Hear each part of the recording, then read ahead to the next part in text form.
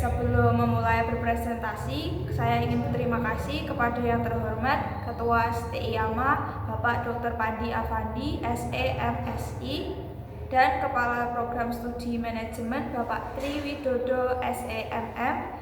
Dan saya juga berterima kasih kepada selaku dengan dosen MKPAI Bapak Dr. Haji Amin Nurbaiti, SAG MPDI. Perkenalkan, kami dari kelompok 3. Saya Sally Cynthia dengan NIM 2024-10-10-37. Saya Putri Nabila dengan NIM 2024-10-10-50.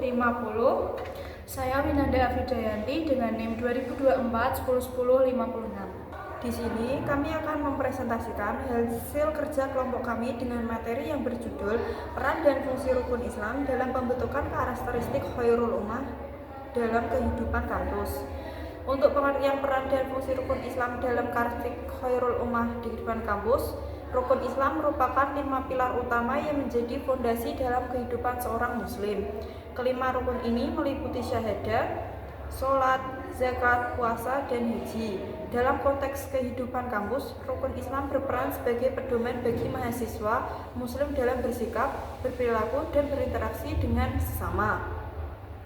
Karakteristik Khairul Ummah atau umat terbaik sebagaimana disebutkan dalam Al-Quran, Quran Surat Ali Imran ayat 110 mencakup 3 aspek utama, yaitu amar ma'ruf, yaitu mengajak kepada kebaikan, nahi mungkar, yaitu mencegah kemungkaran, dan iman kepada Allah. Dalam kehidupan kampus, karakteristik Khairul Ummah tercermin dalam perilaku mahasiswa yang memiliki kepekaan sosial, bertanggung jawab, dan mampu menjadi teladan bagi orang lain. Secara keseluruhan, peran dan fungsi rukun Islam dalam membentuk karakter Khairul Ummah di kampus adalah membangun generasi mahasiswa yang bertakwa, berintegritas, dan peduli terhadap lingkungan sosial.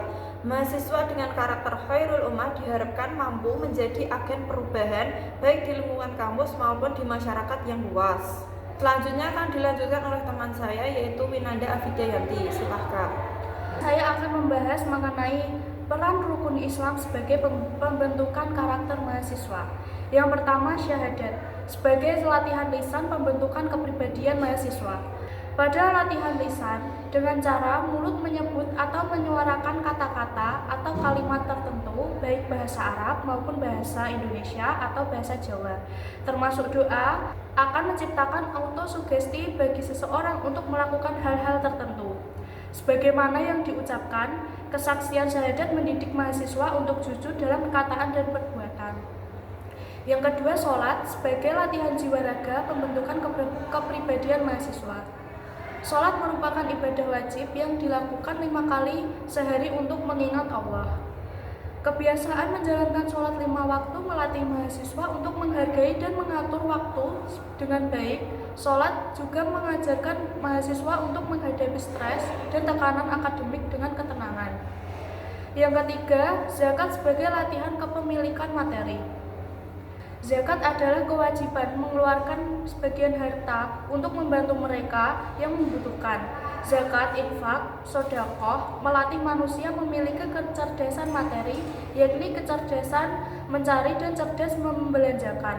Dengan hal seperti ini, zakat mengajarkan mahasiswa untuk peduli terhadap sesama dan memahami pentingnya berbagi. Selanjutnya, yang keempat, puasa sebagai latihan pengendalian nafsu. Puasa adalah satu latihan untuk mengendalikan nafsu syahwat. Di saat berpuasa, seseorang berusaha untuk berperilaku baik, mendengarkan kata hati tanpa harus seseorang mengawasinya, berlatih bersabar dalam memikul beratnya tanggung jawab, dalam mencari nafkah, dan dalam setiap permasalahan di hidup. Di kehidupan mahasiswa, semestinya dapat menahan hawa nafsu, sehingga mampu mengambil keputusan dengan bijak. Yang terakhir, 5. Haji sebagai latihan paripurna pembentukan kepribadian mahasiswa. Ibadah haji dikatakan merupakan kesempurnaan Islam dan secara syar'i dikatakan wajib sekali seumur hidup. Di dalam haji, kaum muslimin mahasiswa dilatih mengendalikan syahwat dan hawa nafsunya. Ibadah haji mengajarkan mahasiswa untuk merendahkan diri di hadapan Allah dan sesama manusia. Selanjutnya, penerapan rukun Islam dalam kehidupan sehari-hari. Yang pertama, mengucapkan 2 kalimat syahadat. Syahadat artinya persaksian yang memiliki makna pengucapannya melalui lisan, membenarkannya dengan hati, serta membuktikan lewat perilaku sehari-hari. Seperti penerapannya, yaitu mengawali setiap aktivitas dengan niat yang ikhlas karena Allah, misalnya belajar, bekerja, atau membantu orang lain. Yang kedua, melaksanakan sholat. Sholat yang merupakan rukun Islam kedua adalah ibadah yang begitu penting, sebab merupakan media penghubung antara hamba dengan Sang Penciptanya. Di kehidupan sehari-hari, jadikanlah sholat sebagai sarana untuk menenangkan pikiran di tengah kesibukan. Selanjutnya, yang ketiga adalah mengeluarkan zakat. Lantaran ikhlas harta adalah punya Allah, maka para hamba harus mengeluarkan harta itu di jalannya pula. Salah satunya melalui zakat, seperti halnya, yaitu membiasakan bersedekah secara rutin, meskipun sedikit, untuk membantu mereka yang membutuhkan. Keempat, puasa di bulan Ramadan. Khususnya di bulan Ramadan pada setiap tahun Hijriah, seluruh umat Muslim diharuskan untuk berpuasa, yakni menjaga lisan saat berbicara dengan orang lain dan mengingatkan ibadah seperti tadarus Al-Quran. Yang terakhir yaitu melakukan ibadah haji di Baitullah. Urutan rukun Islam kelima ini, Allah mewajibkannya bagi kaum muslim yang mampu. Hal ini dapat disiapkan dari segi fisik, mental, dan finansial untuk melaksanakan ibadah haji jika sudah mampu. Seseorang muslim juga harus mengamalkan nilai-nilai haji dalam kehidupannya sehari-hari seperti kesabaran, pengorbanan, dan persatuan. Materi selanjutnya akan disampaikan oleh Sally. Terima kasih. Untuk yang ketiga yaitu aktualisasi rukun Islam dalam kehidupan kampus. Yang pertama, syahadat membentuk karakter berlandaskan tauhid. Aktualisasi syahadat dalam kehidupan kampus tercermin dalam upaya mahasiswa untuk menjadikan nilai-nilai tauhid sebagai dasar perilaku dan keputusan. Penerapan nilai tauhid ini di lingkungan kampus juga berkontribusi dalam membangun mahasiswa yang memiliki integritas tinggi. Diskusi kelompok berbasis Islam dan mentoring keagamaan terbukti efektif dalam memperkuat dasar-dasar akidah yang diterapkan dalam keseharian. Yang kedua, sholat, disiplin dan keseimbangan spiritual. Pelaksanaan sholat di lingkungan kampus menciptakan kedisiplinan waktu dan keseimbangan antara aspek akademik dan spiritual. Hal ini secara tidak langsung meningkatkan keteraturan hidup mahasiswa dan menciptakan lingkungan yang lebih produktif dan harmonis.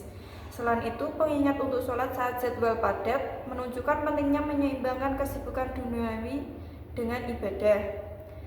Yang ketiga, zakat membangun kesadaran sosial. Mahasiswa dapat mengaktualisasikan zakat melalui pengelolaan donasi, infak, atau sedekah dalam kegiatan sosial kampus. Implementasi zakat di lingkungan kampus tidak hanya membantu mahasiswa kurang mampu, tetapi juga menjadi sarana edukasi dalam memahami pentingnya distribusi kekayaan secara merata.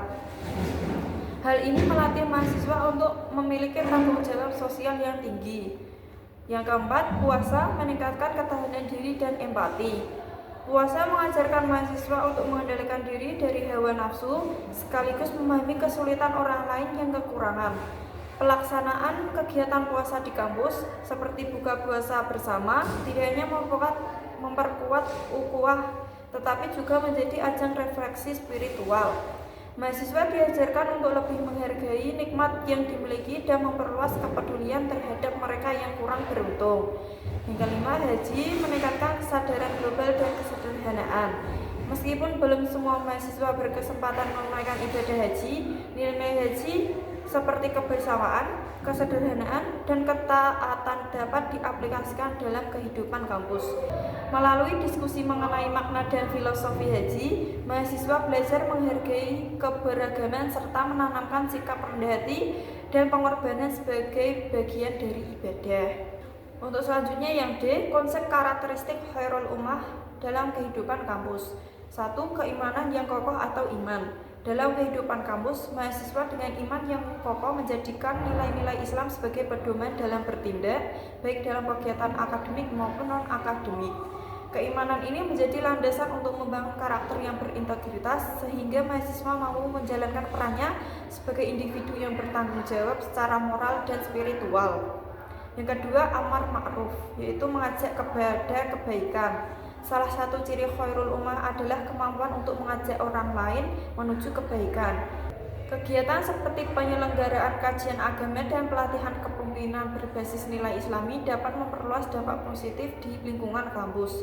Mahasiswa yang aktif dalam amar ma'ruf menjadi motor penggerak perubahan positif di kampus. Untuk yang ketiga, nahi mungkar, mencegah kemungkaran. Mahasiswa dapat berperan sebagai penggerak utama dalam kampanye anti kemungkaran dengan menciptakan program diskusi moral yang melibatkan seluruh sivitas akademika. Hal ini memperkuat budaya keislaman di kehidupan kampus dan memberikan pemahaman mendalam tentang pentingnya menjaga perilaku yang sesuai dengan ajaran Islam.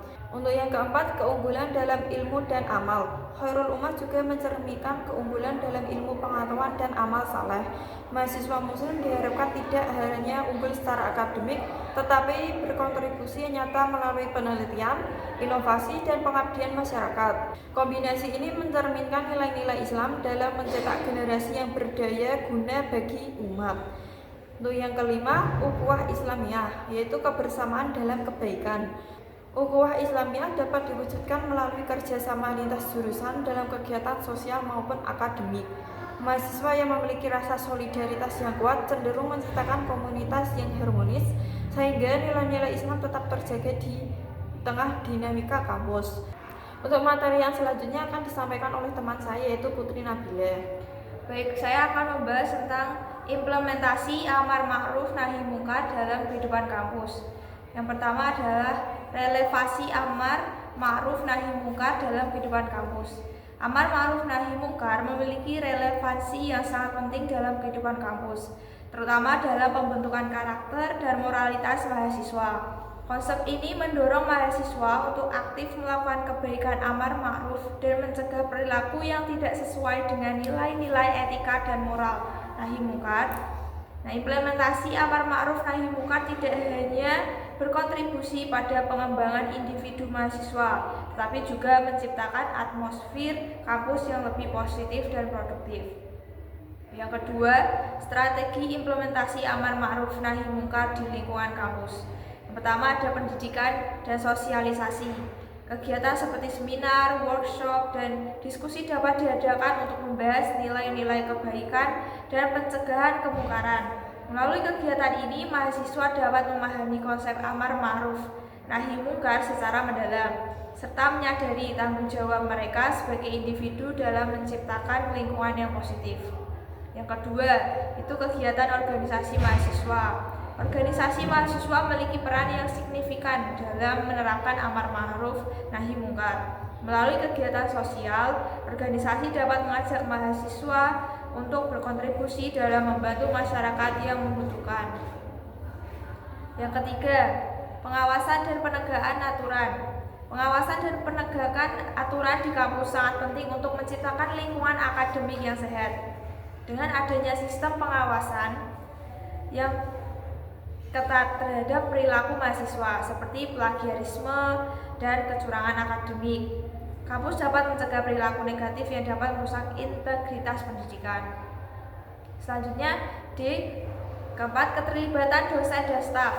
Dosen dan staf memiliki peran penting sebagai role model bagi mahasiswa. Dengan memberikan bimbingan dan dukungan, mereka dapat membantu mahasiswa dalam mengembangkan karakter yang baik. Keterlibatan dosen dalam kegiatan-kegiatan yang mendukung nilai-nilai amar ma'ruf nahi mungkar juga dapat memperkuat pesan yang ingin disampaikan kepada mahasiswa.